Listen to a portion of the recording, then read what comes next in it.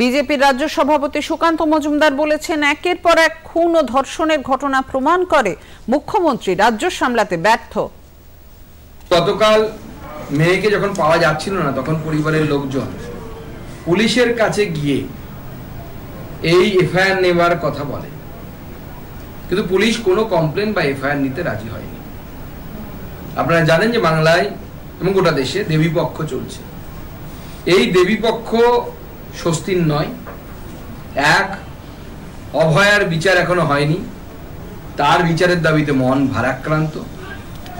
অত্যাচারের যাবতীয় তথ্য প্রমাণ নষ্ট করার জন্য যেভাবে দুর্বৃত্তদেরকে বাঁচানোর চেষ্টা হয়েছে, সেজন্য মানুষের মধ্যে আক্রোশ আছে, মানুষ রুষ্ট এই সরকারের উপরে, মমতা বন্দ্যোপাধ্যায়ের উপরে। এবার দেবীপক্ষের মধ্যে যেভাবে জয়নগরের বিজয়াকে নির্যাতন করে, তাকে ধর্ষণ করে মারা হয়েছে, একজন নাগরিক হিসেবে, মেয়ের বাবা হিসেবে আমি ঠিক করেছি যে আমার বহু জায়গায় বারোয়ারি পুজোতে পুজো উদ্বোধন করার যাওয়ার কথা ছিল। আমি মণ্ডপে যাব, কিন্তু কোথাও পুজো উদ্বোধনে যাব না।